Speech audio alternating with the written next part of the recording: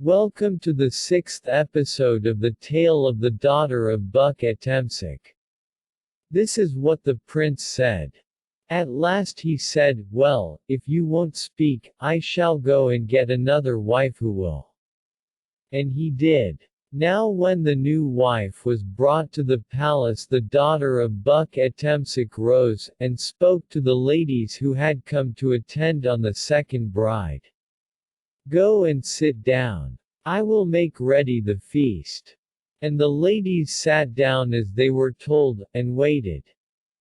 The maiden sat down too, and called out, "Come here, firewood," and the firewood came. "Come here, fire," and the fire came and kindled the wood. "Come here, pot. Come here, oil," and the pot and the oil came. "Get into the pot oil," said she, and the oil did it.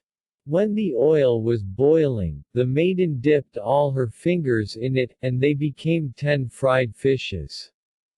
"Come here, oven," she cried next, and the oven came. "Fire, heat the oven." And the fire heated it. When it was hot enough, the maiden jumped in, just as she was, with her beautiful silver and gold dress, and all her jewels. In a minute or two she had turned into a snow-white loaf, that made your mouth water.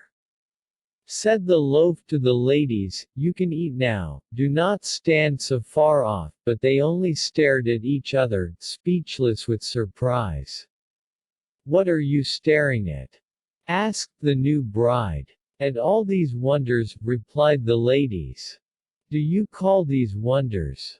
said she scornfully. "I can do that too," and she jumped straight into the oven, and was burnt up in a moment. Then they ran to the prince and said, "Come quickly, your wife is dead." "Bury her, then," returned he. "But why did she do it? I am sure I said nothing to make her throw herself into the oven." Accordingly the burnt woman was buried, but the prince would not go to the funeral as all his thoughts were still with the wife who would not speak to him. The next night he said to her, "Dear wife, are you afraid that something dreadful will happen if you speak to me? If you still persist in being dumb, I shall be forced to get another wife." The poor girl longed to speak, but dread of the ogre kept her silent, and the prince did as he had said, and brought a fresh bride into the palace. And when she and her ladies were seated in state, the maiden planted a sharp stake in the ground, and sat herself down comfortably on it, and began to spin. "What are you staring at so?" said the new bride to her ladies. "Do you think that is anything wonderful? Why, I can do as much myself." "I am sure you can't," said they, much too surprised to be polite. Then the maid sprang off the stake and left the room, and instantly the new wife took her place. But the sharp stake ran through, and she was dead in a moment. So they sent to the prince and said, "Come quickly, and bury your wife."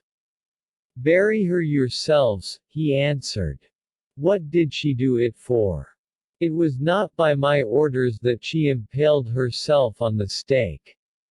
So they buried her, and in the evening the prince came to the daughter of Buck Ettemsuch, and said to her, "Speak to me, or I shall have to take another wife." But she was afraid to speak to him. Watch out for the next episode to find out whether the maiden spoke to the prince or not. See you in the next episode.